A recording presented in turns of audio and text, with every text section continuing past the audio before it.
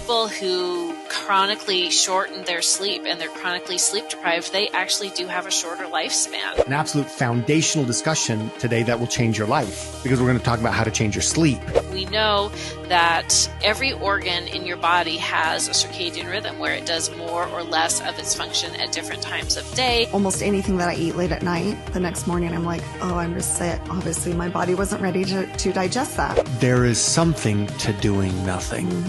I mean, even when you were saying, think back to a time when you got good sleep.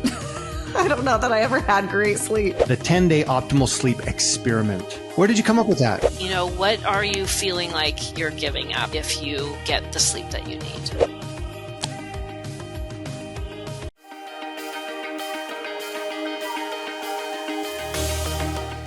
Hi, I'm Stephanie. I'm Seth, and this is The Forever Young Show. The most powerful force in this world is a woman who knows who she is, why she is here, and what she wants to accomplish. And that's where self-care comes in.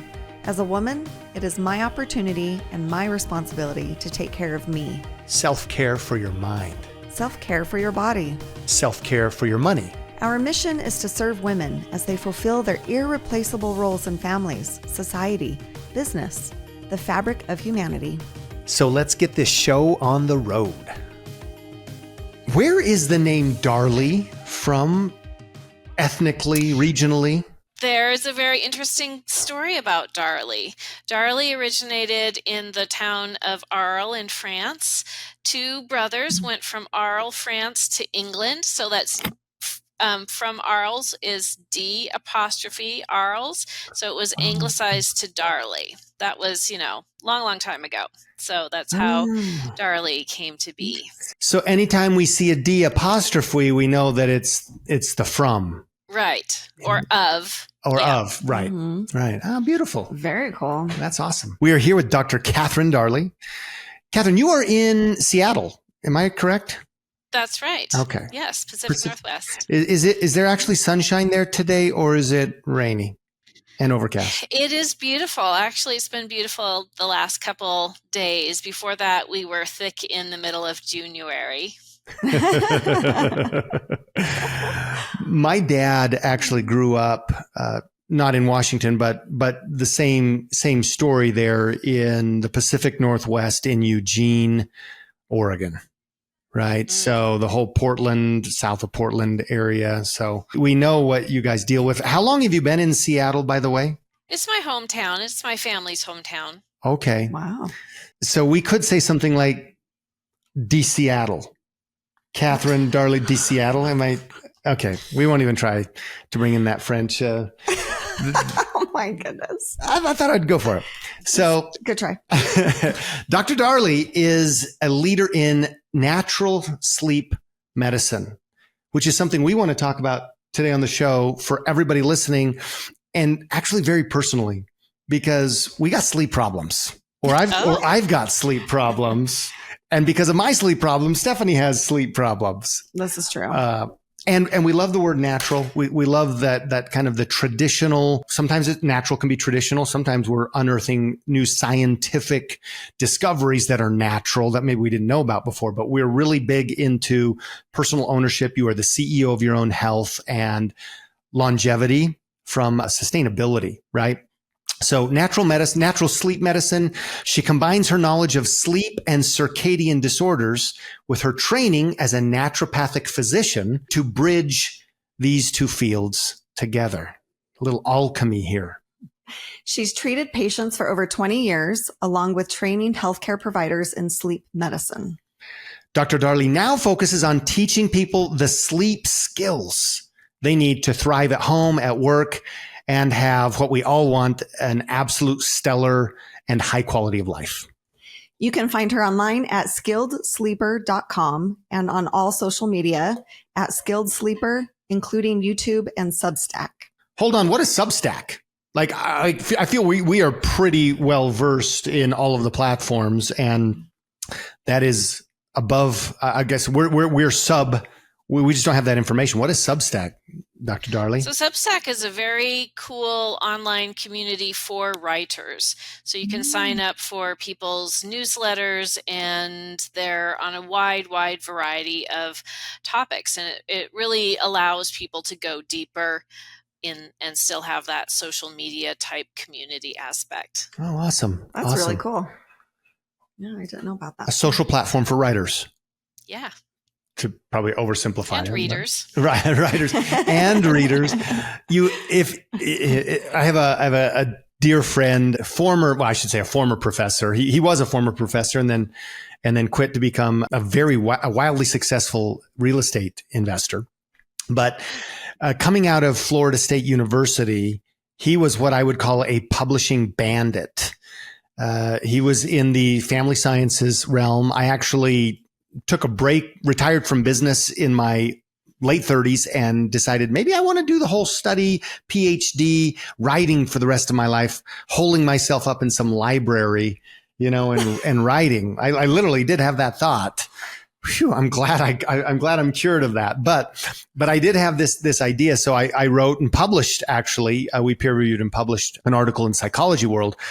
But he probably had, I don't know the exact number, but it was crazy, 40 or 50 peer-reviewed published articles coming out of a postdoctorate. So he's a PhD plus 1 year. And I think all of the other professors at the university, when he came back out west to teach and to continue to write. And he was still publishing like crazy. And he had published more in his doctorate studies and postdoc life than most of the professors, had done in their entire careers. The point of the story being, talking about readers and writers, he'd done all of this incredible research, and I think he was a little frustrated, and probably his expectations weren't met, that he's doing all of this research and writing, and there weren't very many people doing the reading.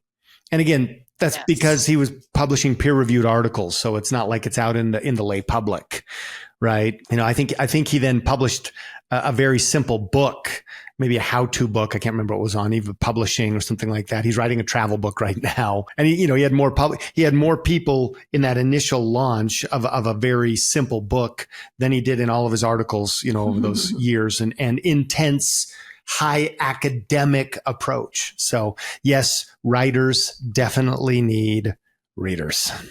Absolutely. And one thing I'd like to piggyback on that story is that we know that it takes on average 17 years for a finding in the research world to actually move into the public sphere and start being implemented and improving people's life. And that is way too long.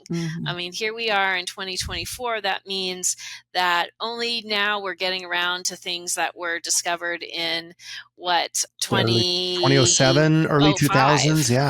Yeah. 2008. And, that seems like a long time ago. And just now, the practices that people are starting to use were discovered then. That's why I wanted to be a physician and not a researcher, honestly. That's fascinating.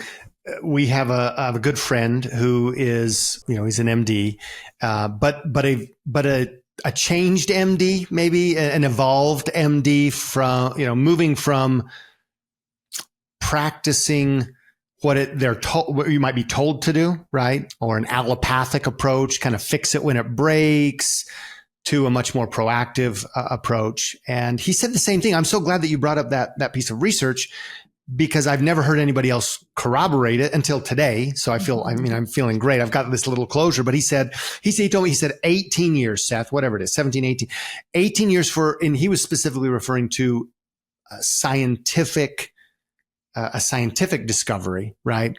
Or a scientific approach, 18 years for it to get into the mainstream. And, Steph and I can understand that, because in our business, we invested in a biotech company, 15 years ago, that had made an early discovery. And we're talking about peer-reviewed research and patents and a natural approach. And you know what? 17 years later, although we've been wildly successful, nobody would know pretty much anything that we've done. And I don't mean us alone from an entrepreneurial standpoint, but from the discovery itself. Like, what is maybe at the heart of what Washington State University, and we actually talked just a tiny bit about this in the pre-show call a week or so ago, but maybe the most extraordinary therapeutic and what did they say? It was Washington State University, and I'm just quoting it from memory right now, on the spot, on the camera, no editing. Okay, we're not live. The most extraordinary therapeutic and preventative breakthrough in the history of medicine. And yet, as we as entrepreneurs and educators going around the world, 19 years after the discovery, and still nobody knows. So we hope that today you're going to bring, I don't know if you're going to bring in newer stuff than that, Catherine. We don't care. We just want help with the sleep, but we're grateful to have you. All right. Well, let's get to perhaps the most important question, because I think it's going to be the cascade effect that puts us into a deep sleep. I'm already like, I don't know what you're doing over there. I don't know. But yeah, it's working. So, Dr. Darley, what are you most passionate about right now, and what are you doing about it? Well, what I'm really passionate about is how the field of circadian medicine is really starting to be something that people talk about. And circadian rhythms are those 24-hour rhythms in our function that we all have. They previously have been pretty ignored by medical establishment, but we know that every organ in your body has a circadian rhythm where it does more or less of its function at different times of day. And that circadian rhythm is the connection between the natural world and our sleep. Circadian rhythm is in the middle of that. And I'm just really excited to share that with people. I'm writing a book called Living in Rhythm, hope to come out in 2025. And so that is exciting for me. That was beautiful. Yes. I seriously feel like that was every organ. This hit me. I was a pre-med major, Catherine. So, and that went into business and then has been involved in the health world pretty much my entire career. And I have a real passion and love for the human body and how it works, and just the absolute masterful creation of the body. And I've never heard this put this way. Every organ has its rhythm, has its circadian rhythm. I don't know. It's almost like there's this, like, I don't want to go to Ant-Man and like like shrinking people, and all the little, whatever they call that, the metaverse or whatever. I don't know. But anyway, I don't know where that came from, but I can't believe you just went to Ant-Man. I know. I'm sorry. I just butchered Dr. Darley's beautiful treatise here by bringing in Marvel. No, it's beautiful. Just that every organ is kind of like like a planet in the solar system of the body, in its own time, its own revolution. I don't know. That's deep. Well, it's so interesting because the other day on Instagram, I saw somebody post about how each organ has a time of day that it cleanses. And so this just brings it full circle for me. So earlier we were talking about cheesecake, right? And to really enjoy our cheesecake, we need to have our digestive system on, right? And if we eat that cheesecake in the middle of the night at a time that we're usually sleeping, our digestive system is not on. It's not ready to digest. There's not the enzymes, the digestive enzymes. There's not the same movement of the stomach and the intestine, and we just can't digest. A really super common complaint, more than 50% of people who do shift work have digestive complaints because they're up, they're hungry, they want to eat something at 3:00 in the morning. They swallow it, but their digestive system just really isn't prepared to work with it and digest as typical. So that's just one example of a system that has a circadian rhythm to it. It makes sense for me because, almost anything that I eat late at night, the next morning, I'm like, oh, I'm just sick, because obviously my body wasn't ready to digest that. I will say the only thing that Absolutely. I have been able to eat is sourdough, like a really good 4-ingredient sourdough. That one does not make me sick, but I don't eat that late at night very often. So So you brought something up that is interesting. It's like we've got this rhythm going, even though you're in Seattle and we're in Utah, because I wrote the same question. I feel like we are at the beginning stages based on what we're just seeing in conversations and in the media platforms. And specifically we run in, with women's health, so much discussion about sleep. It's like we're at the beginning waves of a massive new movement, right? Every decade we might be able to label every decade in the last, handful of decades. Oh, we talked about this, right? We maybe in the early 2000s it was gut health, and then in the teens it's going to be mitochondrial health or whatever, right? But I feel like one of those topics right now is sleep. Some call it sleep fitness. Why are we seeing such an intense focus and increased discussion and repetition with sleep? I think that sleep has always been an issue. It's just that it wasn't recognized. I think about our health, like the foundation of our health as a triangle. We've got our physical fitness, our diet, and our sleep. But most of my career, I've been doing this my whole life since halfway through college.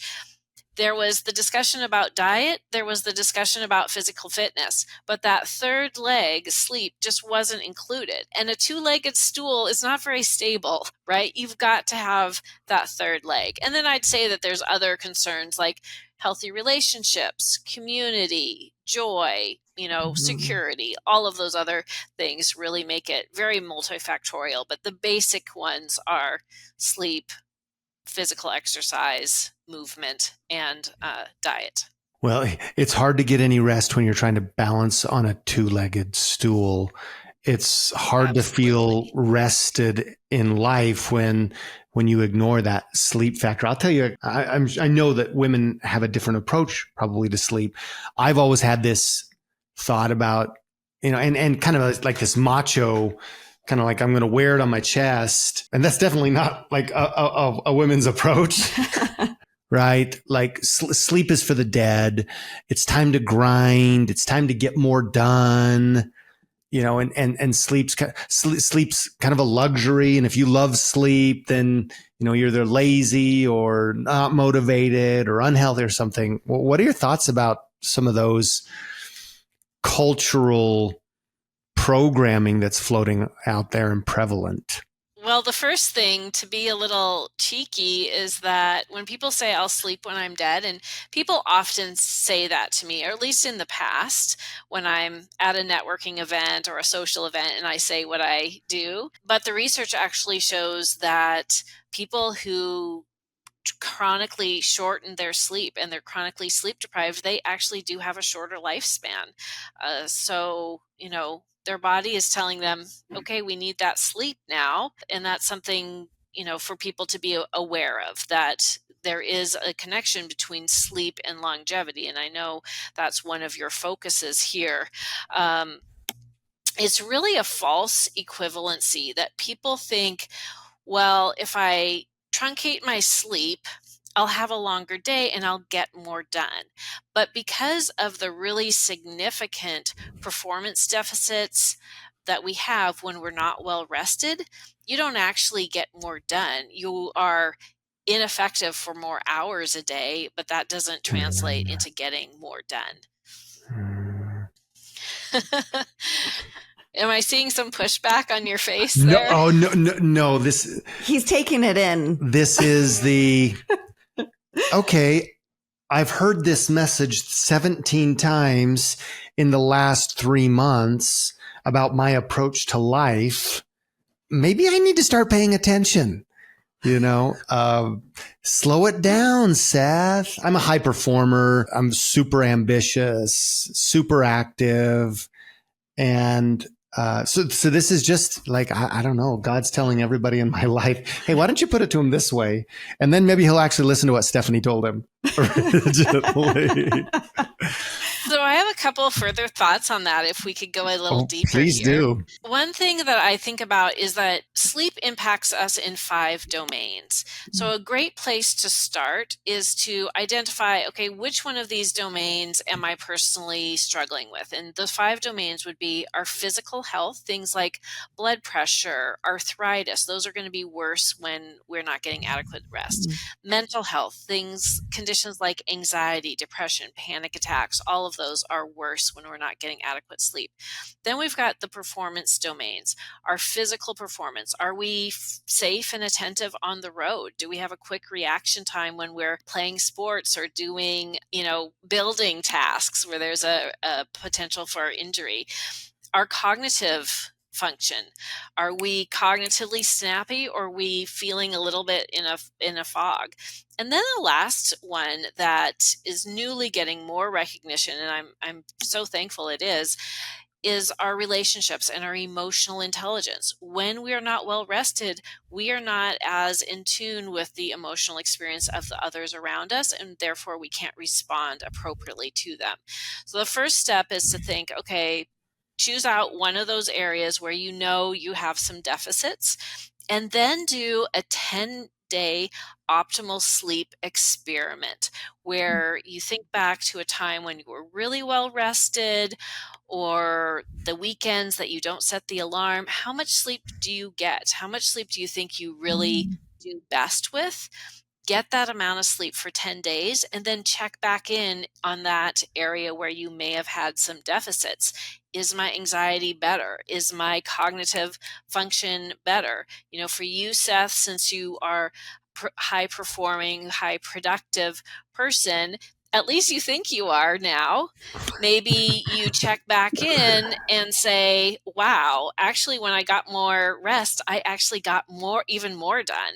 That would be profound, right? Love it. I do too. I want to start tonight. Are you pointing at me saying you want me to start tonight? I want both of us to start tonight. That's powerful. We are actually, we work with a naturopathic physician out of Canada. And one of the things that we've been working on is our sleep, right? Like, all right, Seth, you need to be working on getting this, basically taking this, an approach that you need to be getting more sleep, because I do. Like, if we just got our Oura rings, I'd love to get your feedback on devices. Maybe we'll get to that. I'll write a note. Maybe we'll get to it in a bit. But yeah, I love this idea of just, hey, what can I do? The 10-day optimal sleep experiment. Where did you come up with that? I came up with that.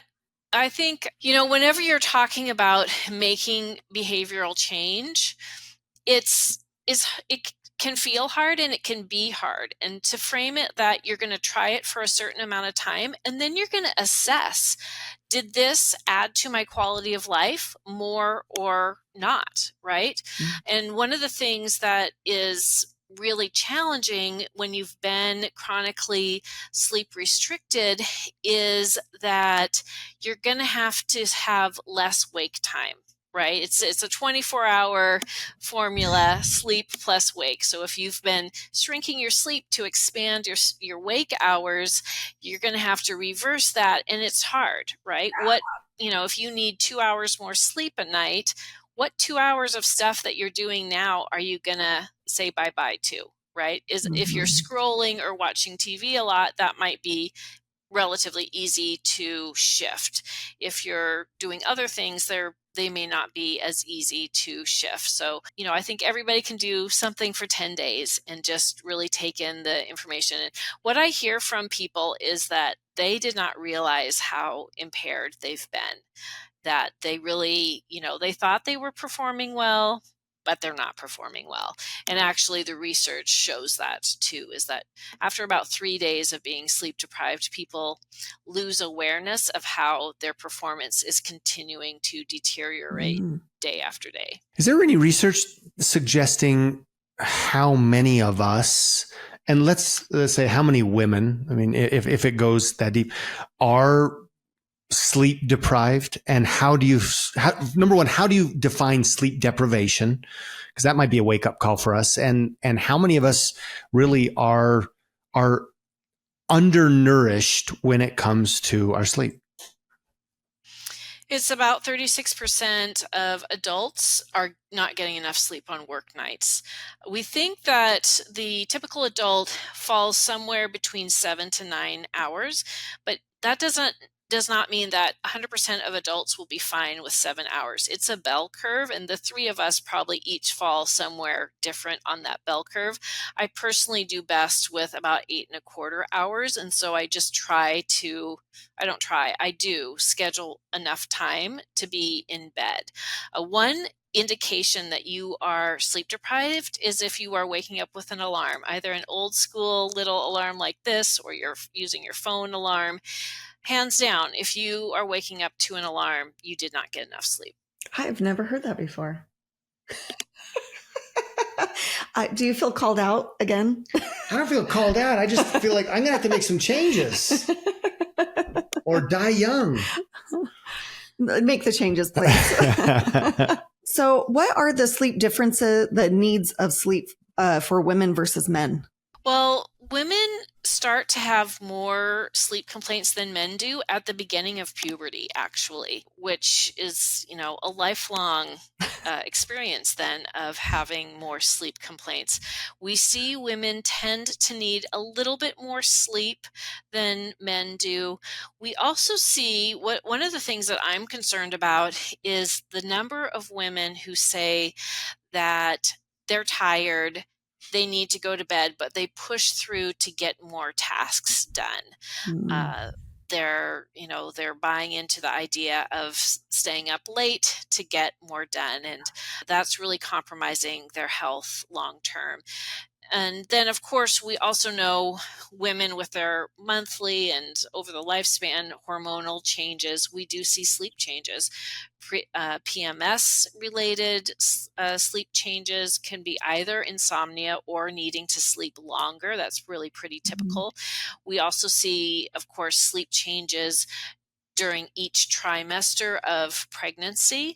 And those are very important. Not only changes in the amount of sleep that women are needing and how tired, fatigued they're feeling, but actually the prevalence of sleep disorders. One thing I'd love for your listeners to know is that in that third trimester of pregnancy, the rate of obstructive sleep apnea increases significantly, and restless leg syndrome. Both of those are sleep disorders, and if untreated, they can have potentially, not in every case, I don't want to scare anyone, but they can potentially have some impacts for the woman's health, the baby's health after the birth. So you do want to, if your bed partner says, wow, your snoring has changed to these long breath pauses, that is something that you do want to get treated in pregnancy or any other time of life. So talking about our 10-day, notice how I just made it hours. Our 10-day, it's working, Catherine, it's working. Wonderful. Our 10-day optimal sleep experiment. As we go into that experiment, what advice or tools might we have to evaluate which one of those areas, like how do I evaluate maybe how I'm doing in my physical appearance? I mean, in my physical performance or my cognition, do you have any thoughts about how to, I don't know, quantify that or just make it easy? Like, you know what I mean? Yeah, people could, do on a 10-point scale, or, if you're someone whose blood pressure is high, you can simply be monitoring your blood pressure as you usually do and see if there's a change. Or if you're someone who experiences arthritis and you're taking medication, see if there's more days that you don't need to take the medication as you become more well rested. I think the first part in that 10-day optimal sleep plan is to really identify how much sleep you do best with. And there's a couple ways that people could do that. You can think back to a time when you were really well rested. Might be the last time you were not employed, the last time, before your children were born, last time you took a long vacation that wasn't necessarily a busy sightseeing trip. That can be very sleep depriving, but a vacation that was actually a rest. Or you can think about your weekends, days off when you're not setting the alarm. How much sleep are you getting? That's probably closer to how much sleep you need on a regular basis.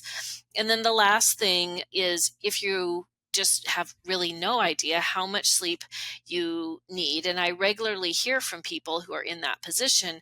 You can increase your sleep time by 15 minutes every 3 or 4 nights and just keep increasing until you feel like you don't need to wake up with an alarm. You're waking up on your own. I like that approach. Yeah. Do you feel like there are psychological inhibitions that people have in allowing themselves to get more sleep? Absolutely. We have had the construct of sleep when we're dead, or that sleep is laziness, or it is, it's not necessary. Thankfully, I think there's more awareness now about all the things that sleep does do for us, and that it really is essential. One of the things I've been really involved in is the effort across the country, and in Seattle, I was the co-leader of this effort to have high schools start later. The recommendation actually is that middle schools and high schools don't start any earlier than 8:30 in the morning, because teens' body clocks, their circadian rhythm is shifted later, and they're just more naturally night owls. The reason this is important is that 8 out of 10 high school students does not get enough sleep. And, sometimes there's pushback. And one of my colleagues says in his lectures, would it make sense to say, oh, sure, it's fine, just give your kid only 75% of the food they need Monday through Friday. They can have a feast on the weekend. Nobody would say that's okay, not about food. So why do we say that about sleep? It really, if you didn't get enough sleep last night, you will be impaired somehow today. I wish that were the case when I were in high school. That would have been great to sleep in. For sure would have helped me. Yeah. And the thing is, young people don't stay up later when school starts later. They go to sleep at the same time because they're going to sleep now when they're sleepy.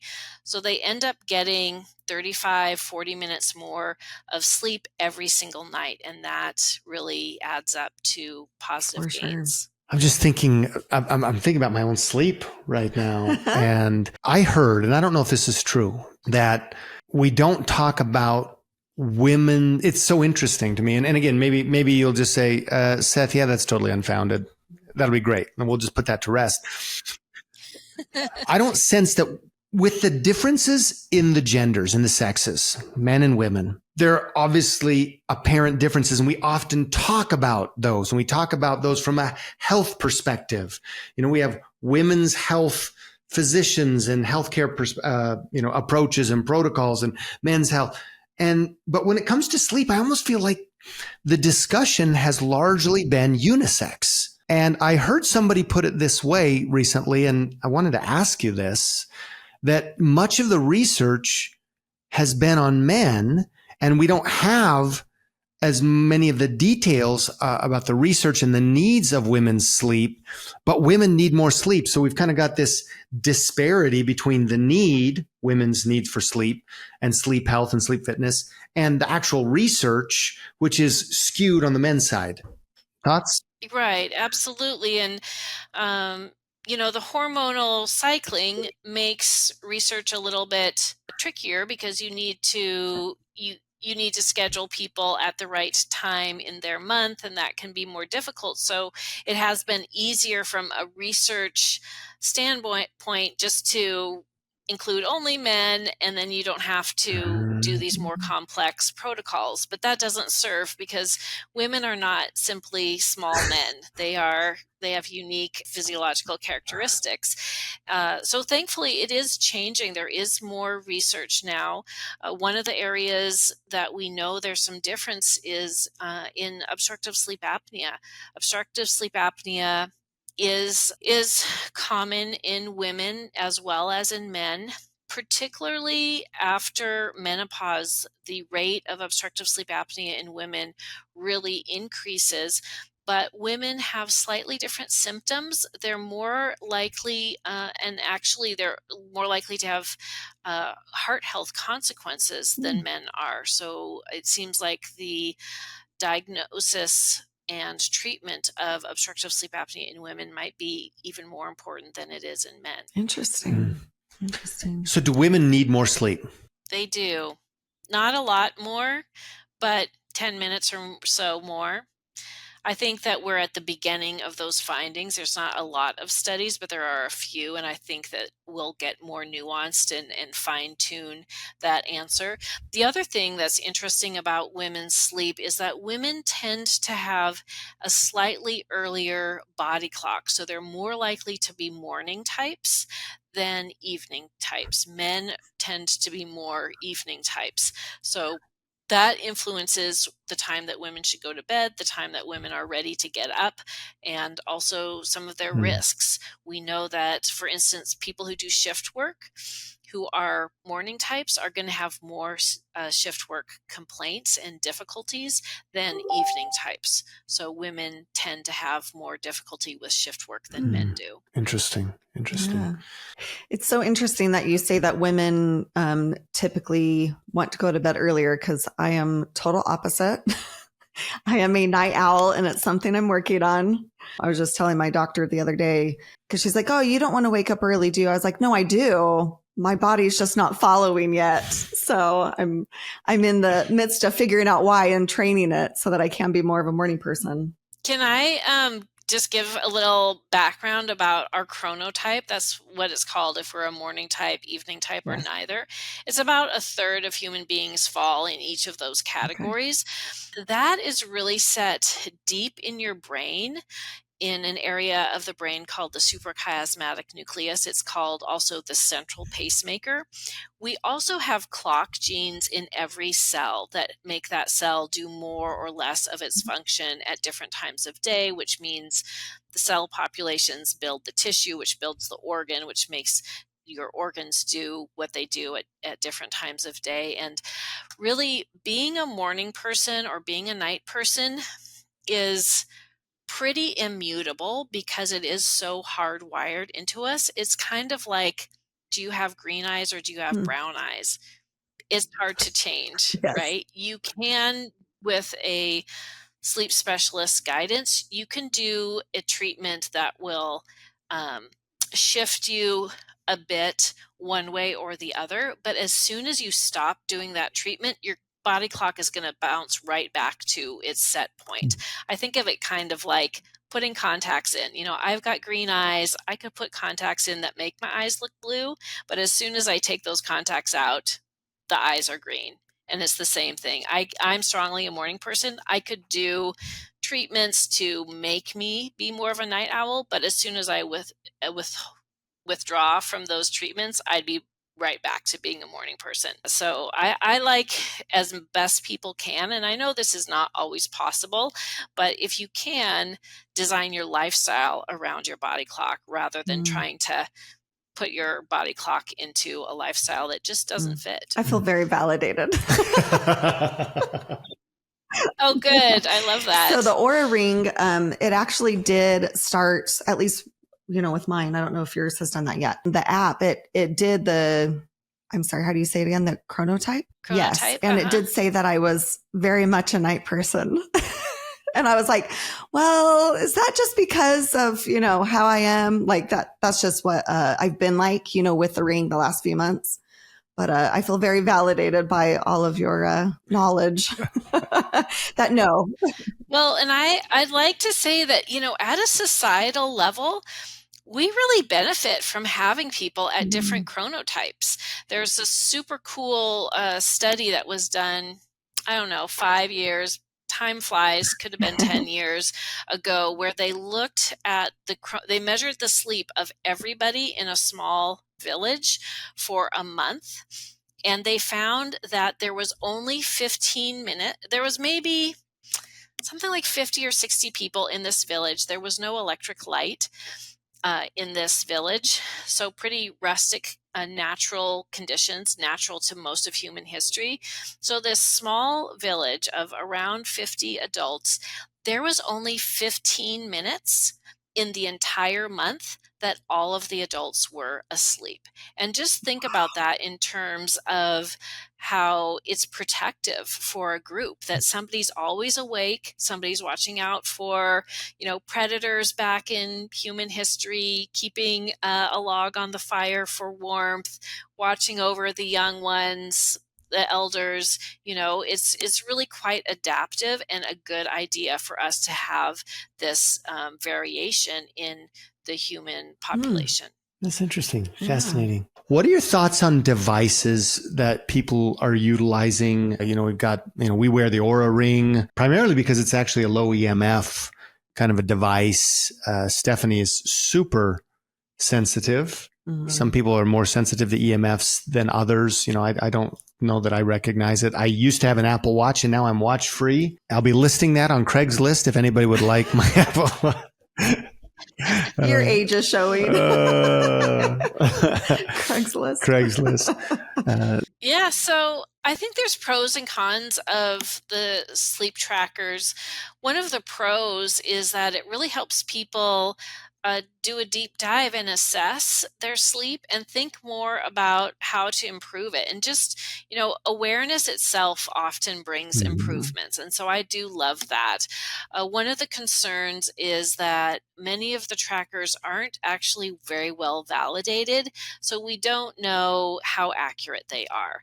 I think that the field overall is getting better, but is still not 100% accurate. And so the one thing that I do like people to keep in mind is go with your experience of your sleep first. And if there's ever a time where your sleep tracker is saying you're sleeping horribly, but you're sleeping well, go with your own experience and not the sleep tracker. I have had a few patients come in. They feel like they're sleeping well, their energy is good, all other health parameters are good, but they get really worried because their sleep tracker says that there's a problem. And if that's the case, I would disregard it. I think that's important. That comes down to the issue that we talk about all the time. When you're the CEO of your own health, everything else is dialogue or perspective. Of course, you can't necessarily ignore blaring data, but really to start communicating with yourself, right? Having a dialogue with yourself and learn to talk to yourself, if you will. Learn to be able to calibrate the body is as important as perhaps any diagnostic. Yeah. And if you do that 10-day optimal sleep, then you'll have a better idea of how good you can feel when you're well rested. And that can be a good baseline. So if you were to use a device, what device would you use? Probably the Aura Ring. Yeah, I don't, but I don't have any sleep problems, so I don't really need to. What about mattresses? That's a big thing right now are these kind of, I don't want to say high-tech mattresses, but sleep mattresses, right? Sleep fitness. We're going to separate your temperature from the left side and the right side, depending on your own type, body type and sleep style. Where's the science there? And what have you seen, like case studies wise? I feel like if somebody's mattress is comfortable for them, then it's fine, actually, and that you don't need to get a really high-end mattress. That said, one area that I usually do a tune-up is a bedroom tune-up with people, and it is the one area that most likely people will say, wow, that made a bigger difference than I realized. So I empower people, if there is something in your bedroom that is disturbing your sleep, go ahead and eliminate it, whether it's, an annoying little LED light that's on the light switch or a fan that comes off and on in the night, whatever it is. And if it's your mattress, the things about mattresses is that you want to be sure that they are clean. We can have an allergic reaction to dust and dust mites, and that can be an increase in histamine. You've probably heard of people taking antihistamines for sleep, right? The thing is that if we're having an allergic reaction, it releases histamine, and histamine is an alerting neurotransmitter in our brain and in our body. And that's why antihistamines help make us drowsy, because they block the histamine. So you want to make sure that your bed is clean. The sheets and pillowcases should be washed once weekly, maybe more if you have pets sleeping in the bed, pet fur, pet dander. You want to wash all other bedding at least quarterly in hot water, and then change mattresses every 10 years at least for the old school coil mattresses. And, there are a lot of high-tech beds. That's out of reach for some people financially. And I think a lot can be done by some of these more simple, less expensive measures. That said, if you know that you're in pain and your bed is not right for your body, then for sure get a bed that is going to suit you. For those that are looking for a high-tech bed, are there any that you recommend? I'm not an expert in that area, so I wouldn't have a brand to recommend. Like you, I am concerned about the EMF, and so I prefer a bed that's not, wired to the gills. Mm-hmm. And with that, a note from our sponsors. Today's episode is sponsored by the 16 Hours of Sleep mattress. So, no, I'm just kidding. I'm like, what? You're like, what? What's going on? That's a huge market right now, right? Like all the devices, as always, right? I mean, there's the research comes out, then the early adopters get involved in sleep, and then there's more research, and then marketing comes, and I'm sure we'll continue to see a lot more of that. You talked about the bed makeover, the bedroom makeover. Can you give us what's one super easy? I mean, you gave us a couple of ideas, but what's like one super easy thing that you can do to make a difference today? And what's more of maybe an intermediate or advanced activity or, to do? Yeah, that is a great question. The first thing I would have people do is know that your bedroom needs to be very, very dark. It needs to be cave-like when you're sleeping. If you can hold your hand out at arm's distance and see your fingers wiggling, that is too much light for sleep. A cool app on your phone, you can download a lux meter. It should be 1 lux or less. A lux is equal to 1 candle flame. So make your bedroom so that it is very, very dark, whether you need to get blackout curtains or just put something over the windows, try it out, for a few nights, see how much of a difference it makes before you take the time to get blackout curtains. Make sure that, if you have a lit clock or something, you turn it to the wall or put a washcloth or something over it so that it is just dark in your bedroom. That will make a huge difference. Have you noticed what differences have you noticed since we made some of those changes? Well, I can say that since sleeping in the other room and we got those blinds or blackout blinds. Yes. It is very, very dark in there and I sleep better when I'm in that room. And do you sleep better? Absolutely. I do sleep better. So then the other thing, which is not actually that much more advanced, but to turn down the thermostat. People sleep much better when it's cool, cooler than 65 or 18 degrees C. One of the things I love is for people to use multiple thin blankets rather than one thick duvet, because the multiple thin blankets can be more carefully titrated and adjusted really easily rather than the duvet, which is kind of on or off. Did you say 65 degrees Fahrenheit? I said 65. Cooler yes, than 65? Yes. That sounds cold. It sounds cold. Yes, it does sound cold. Could you handle that? Well, I am in the Pacific Northwest, which is a little cooler, but that's what the research shows. Cooler than 65, cooler than 67 at the warmest. I say we try it for the 10 days. 10 days. There we go. Yeah. Like I'm not opposed to that. It jumped out at me. Mm-hmm. I think, of course, we've got the fluctuations, although we don't have to because we can program the thermostat, but fluctuations in the seasons here in Utah, because we have 4 true seasons and then 8 mini seasons in between. And you don't know what it is, but or in one day. Yeah, or in a day. But I would say that our thermostat probably right now well, in the summer, we're getting into summer, sits at about 72 to 73 at night. Yeah, it's been warm. It's, It's definitely been warm. And actually, I think in the winter, we probably have it set to 70, 72 as well. We should try. The other challenge, this is neither here nor there. Everybody who wants to know how our house is heated, but with just the differences, you know, in heat between different rooms, right? Where thermostats are placed and where, you know, central air, forced air heating or cooling, you know, our room is way different than the room on the other side of the wall, the family room with the thermostat, you know, it's just maybe dialing some of that in. Okay. Well, let's turn it down and see. Let's try it out. I'm excited to see. Right. And just treat any of these recommendations like an experiment, right? And then you decide what adds more to your quality of life. Did it make a difference in your sleep or no? Did it make a difference in your sleep, but your bill is now $1,200 a month? Maybe not so worth it. You know, just decide what's worth it for you. This is something that's hard to learn, I think, at least for me. I don't know how the women here feel. Again, I'm the rookie. This is the show for women. I'm the rookie.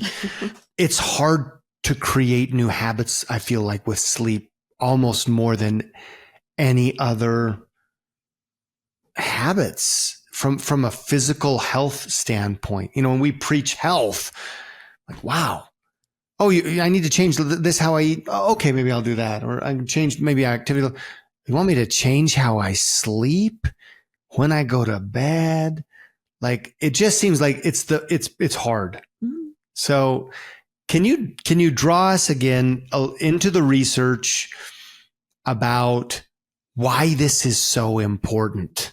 Early benefits from adopting a better sleep lifestyle.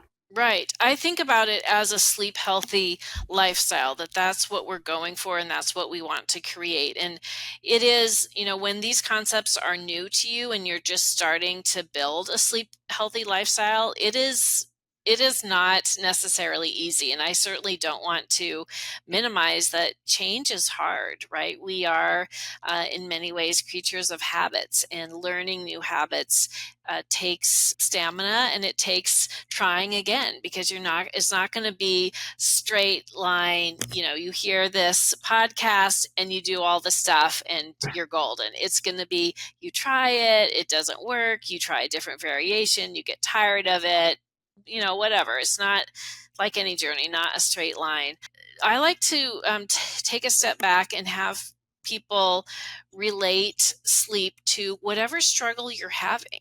You know, lots of people, for instance, have some, you know, relationships that are not going great, or, you know, with whether it's your coworker or whether it's at home, you've got some conflict. There's, you know, grit in the shoe kind of feeling. And one of the things I mentioned earlier was this emotional intelligence, and how our emotional intelligence declines when we're not getting enough rest. And this research is so interesting. Things like how kind we are decrease when we're sleep deprived. So whether it's you being sleep deprived or the other person in the relationship or the both of you, that's going to shape your relationship over time if you're just not feeling as kind as when you're well rested. Other things that happen. Seth, I look at you when I'm sleep deprived. I can't tell if you're happy or angry. If you're angry, I probably need to respond to you a little bit differently than if you look really happy, right?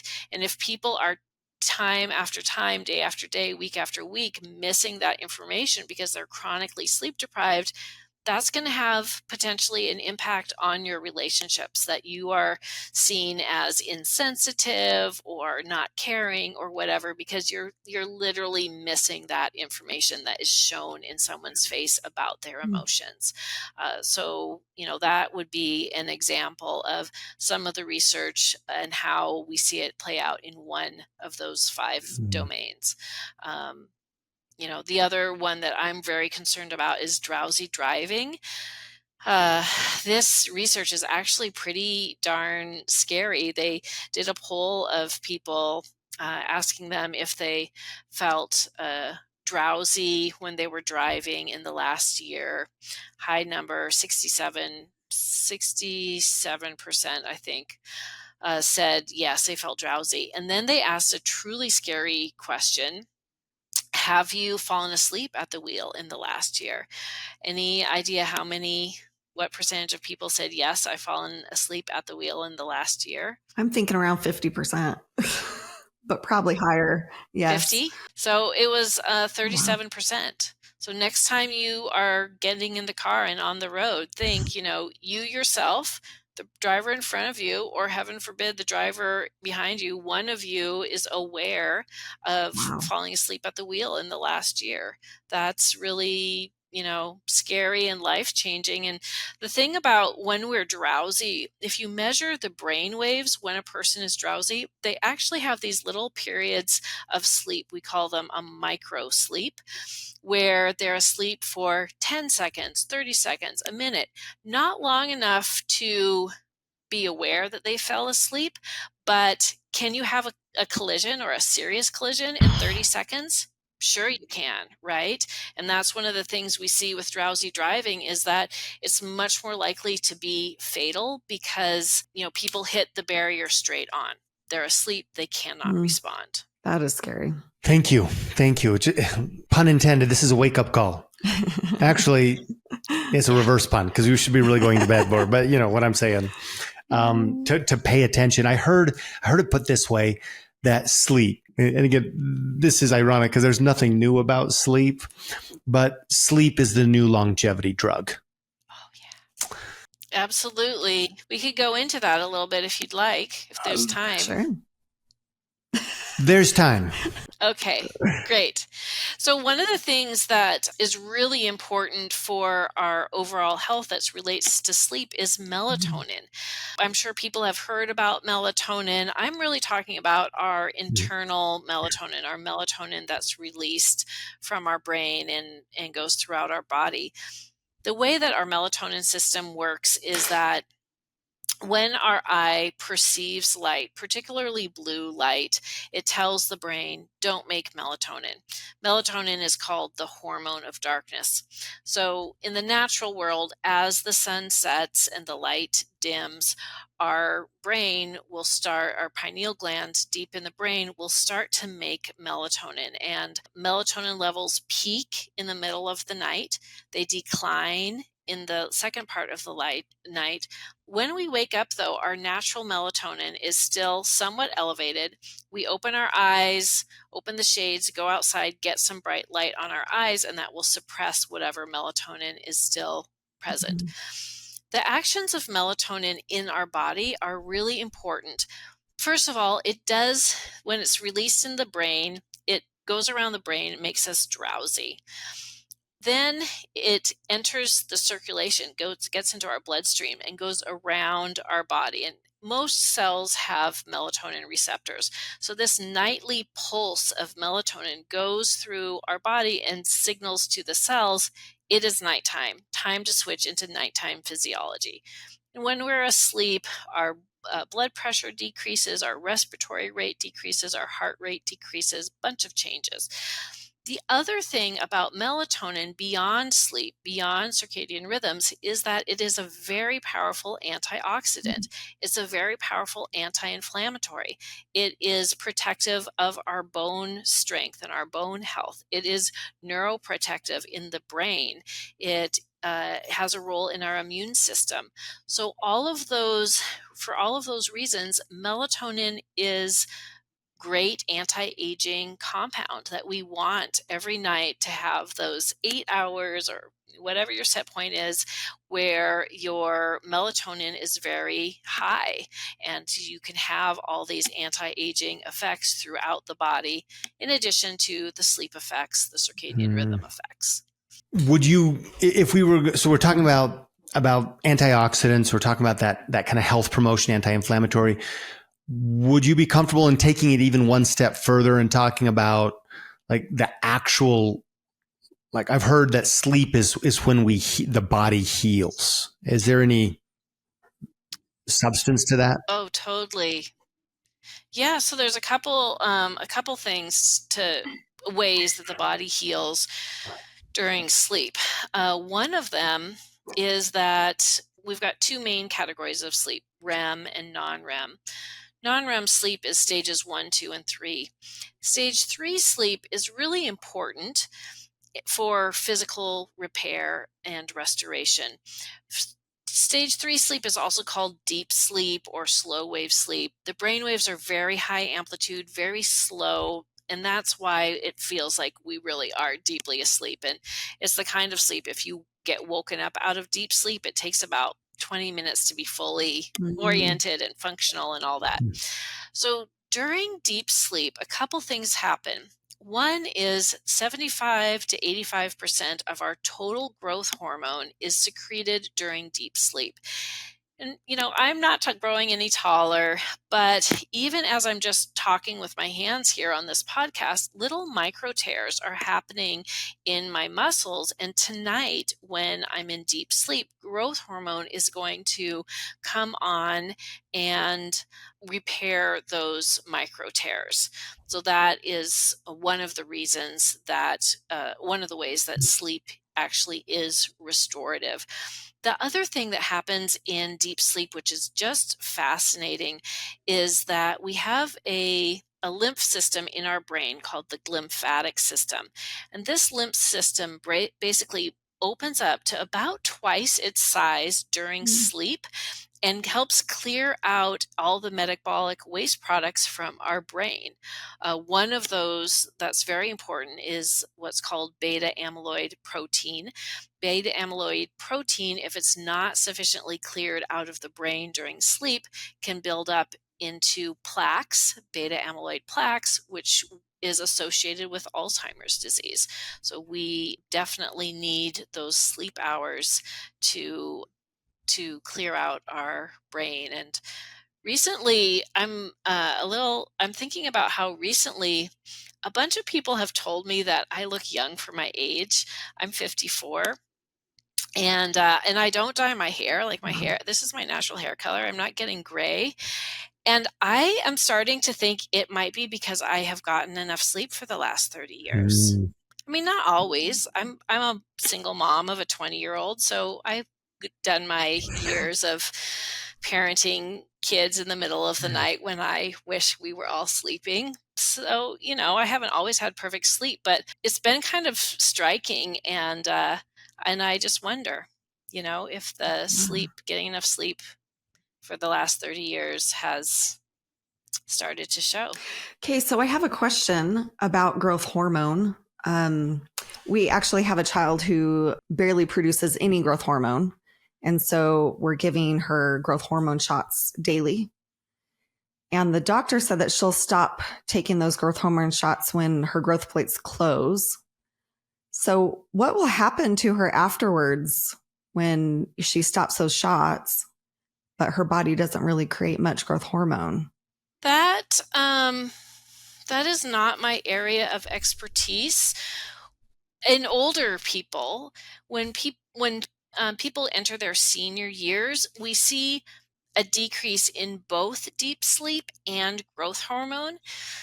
You can increase somebody's deep sleep by exercise. So there's some research where seniors do an exercise program, and then their sleep and their growth hormone is measured, and both increase with the exercise program. For a child, I am not sure how that will work. The growth hormone and the deep sleep really go together. So that might be something to, talk with your physician further about, and just, see what they would recommend. Okay, thank you.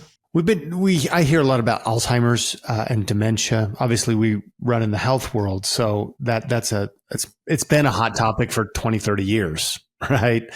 But it seems to be one of those issues, and maybe it's because the prevalence of neurological disorders and conditions, including dementia and Alzheimer's, are just on the rise. We hear about walking. I heard some research recently about patients who walked 30 minutes 30 minutes 3 times a week had a 30% decrease in dementia. And you talked about this section of the brain that doubles in size. That's crazy to me, by the way. Just like all of a sudden die, like, right? It's nighttime. Let's go to work. Any harder studies? I don't want to put it that way, but do we see any studies that show how sleep and proper amount of sleep, or not the proper amount of sleep, is really affecting our long-term brain health and those concerned with dementia and Alzheimer's? Absolutely. Yeah, absolutely. We've known for years that people who are chronically sleep deprived or chronic short sleepers in midlife are at increased risk of cognitive decline and Alzheimer's later in life. The same is true for people who have insomnia. Unfortunately, people who have insomnia are at greater risk of developing Alzheimer's disease later on. So that is really, another reason, in addition to having good productive day, good emotional intelligence day by day, but the long-term health. And this is true for many chronic diseases, metabolic disease, diabetes, blood sugar control problems are so prevalent in people as they age. And if you're not getting enough sleep, it absolutely increases your risk of metabolic disorders. So in the research, where's the line? This is me. This is so me. Like, where's the line? How far can I go? How little? And I know this is the wrong way to approach it. I'm going to stop you right now. But again, my mind is like, okay. And again, we are on the Dr. Darley 10-day optimal sleep experiment protocol. But maybe this is just bad conditioning on my part. Like, tell it to me easy. Like, how do I know if I'm sleep deprived? Or maybe the fact that I'm asking this question for the third time on this podcast is the evidence. If you're waking up to an alarm, it could be a mechanical alarm or a person or a pet, you haven't gotten enough rest. Wait. Can I have a different answer? No. You said you wanted it straight and easy. I think that's pretty easy. She gave it to you straight.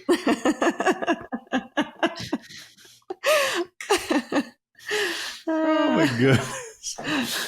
Oh, that's too horrible. So Seth, it sounds like you are very successful, right?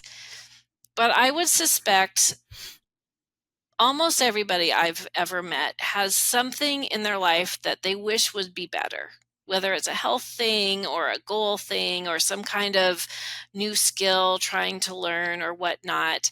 And I certainly don't want you to share that. But, if there's even just one thing that you would like to go a little bit better, just identify that thing, do the 10 days of no alarm, just letting yourself sleep as much as you need to sleep, and just check in afterwards on that one issue.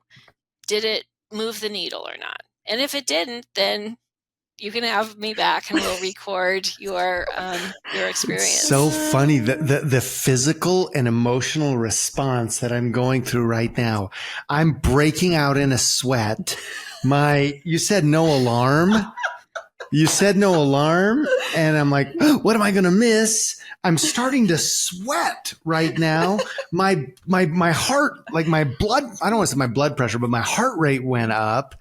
And then I'm just like, wait a second.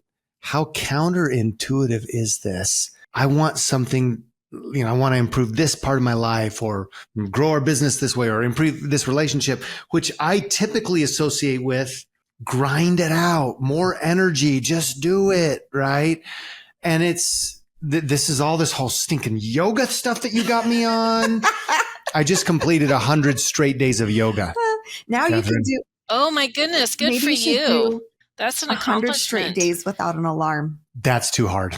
Oh no. I think 10 days. Yeah.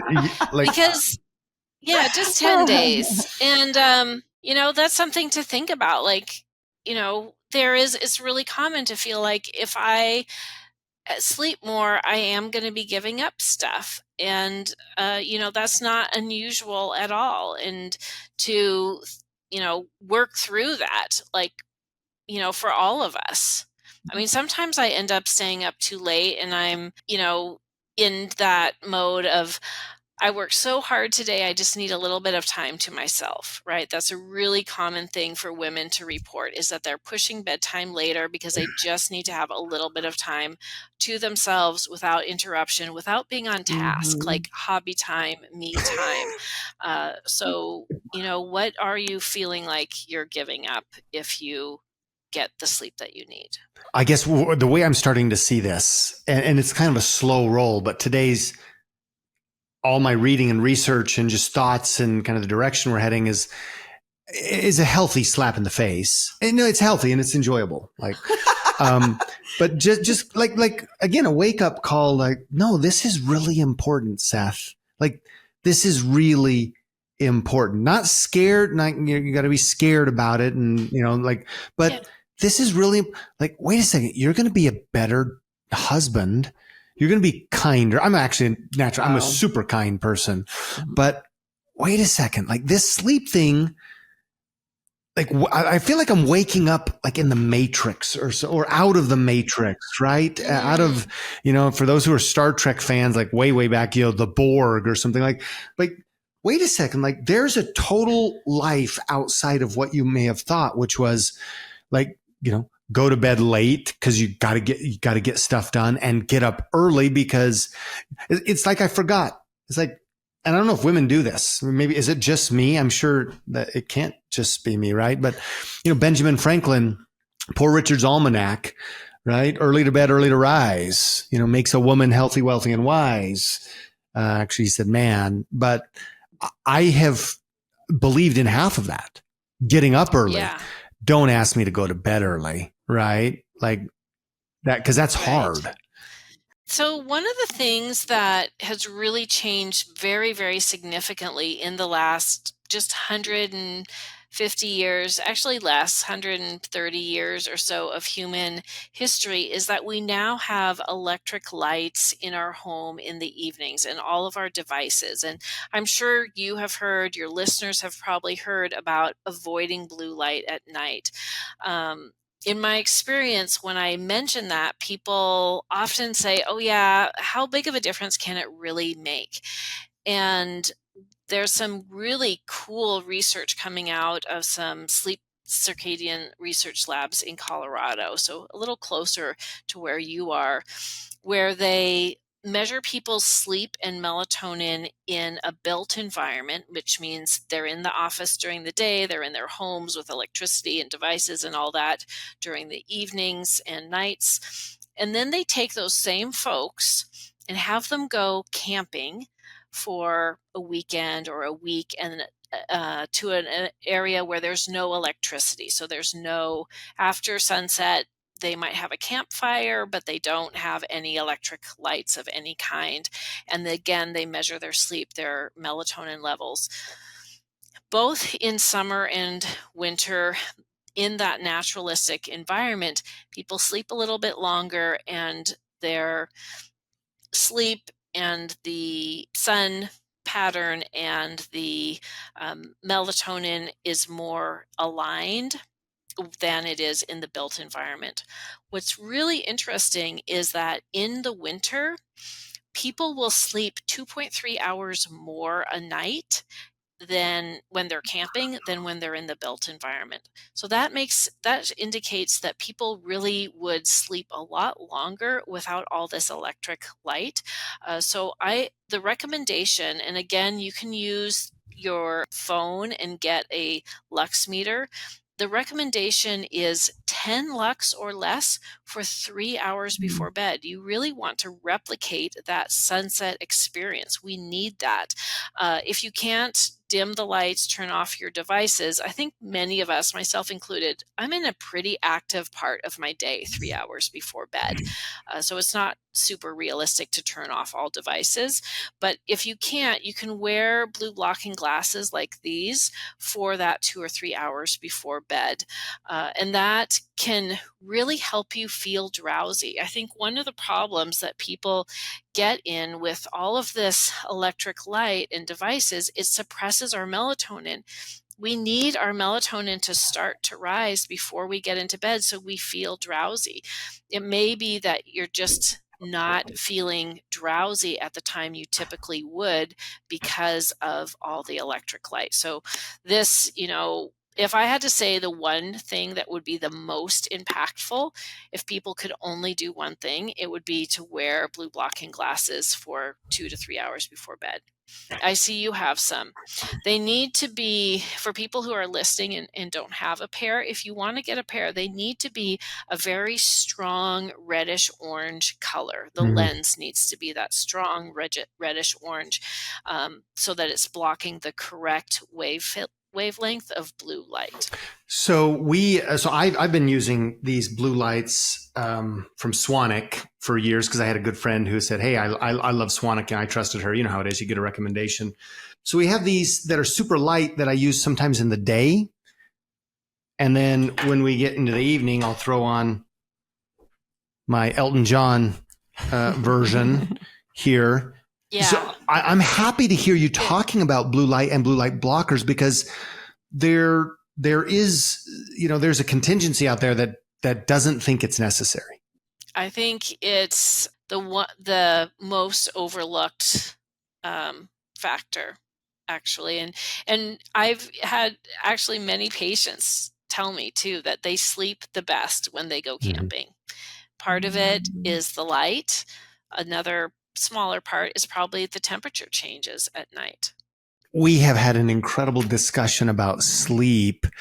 Thank you so much. We're not done, folks. We're not done. This is just a breath.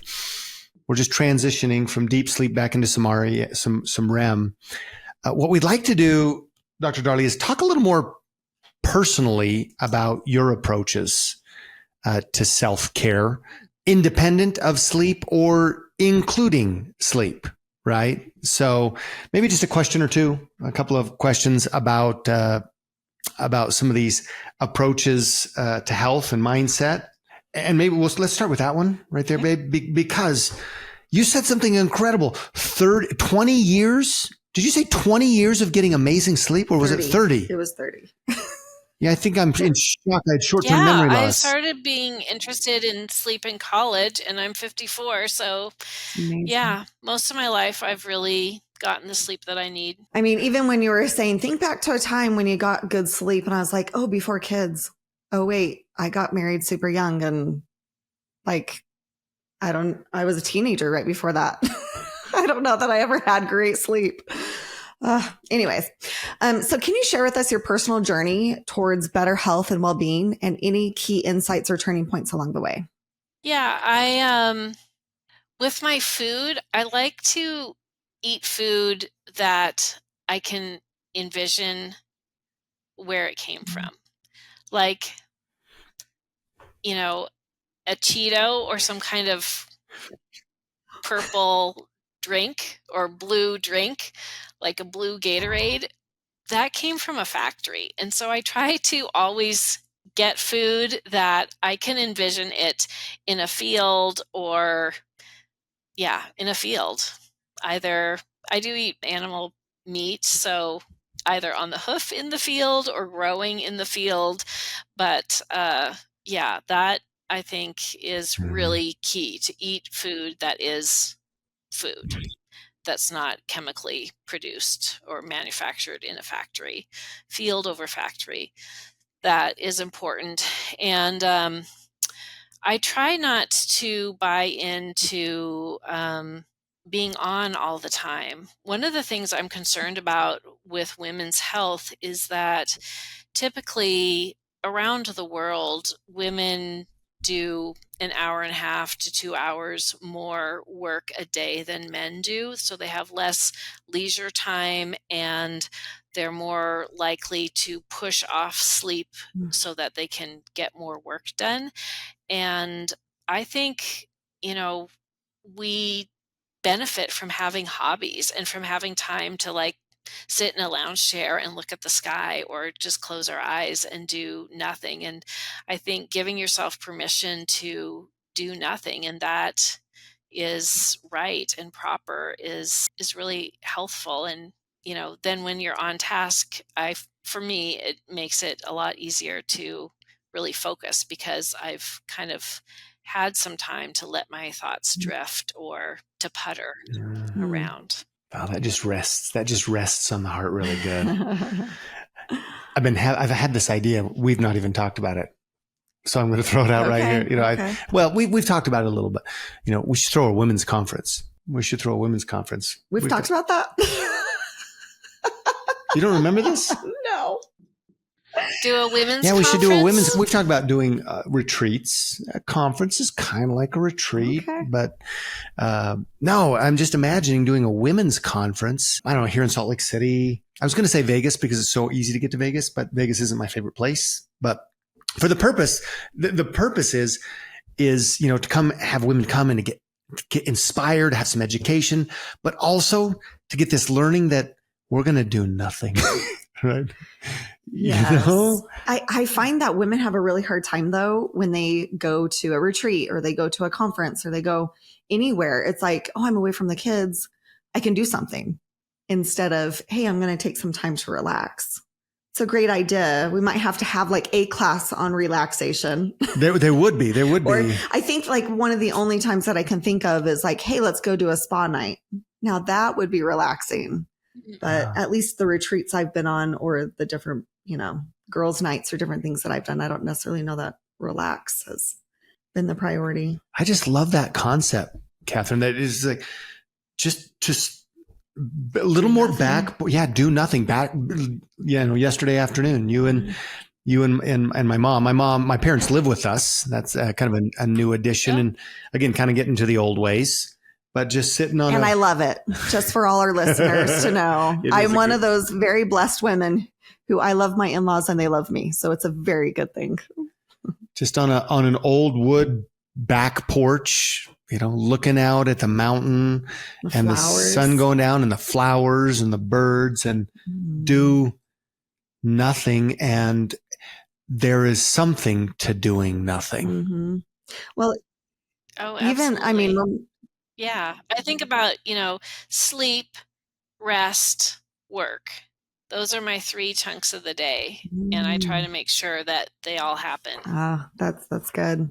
Yeah. When we go on the back porch, at least lately it's spring, it's absolutely gorgeous right now. And the birds are just, chirping away, and we're on our rocking chairs, which I've just discovered and learned is very good for your nervous system. The birds chirping and the rocking chair. That sounds blissful. And bringing in that healing power of nature, the light changing, your melatonin might be starting to rise, which is going to help you feel kind of drowsy and relaxed. And that's awesome. Definitely at peace. So when you come out here, we're going to do a little trifecta. Number 1, we're going to go get some amazing Momo's gourmet cheesecake. Number 2, you're going to imagine when you bite into, you can choose your cut. I'm just going to say ribeye, a ribeye steak that we raise right here in the pasture, just like outside of the studio here. We raise our own beef for our family. And then we're going to sit on the back porch, rock, and absolutely do nothing. So sounds like a good sleep healthy lifestyle and healthy overall. Yes. And cut. It's a wrap. Thank you so much for being here today. And thank you for sharing this episode with that one friend who needs this conversation. Thank you for all the ratings, the reviews, the comments, and especially the support. We so appreciate you. Now, if you want to take a peek behind the curtain and be the first to know about special previews, backstage updates here at the show, and especially some private collection content that doesn't come out in the regular show, be sure to join our VIP community at theforeveryoungshow.com.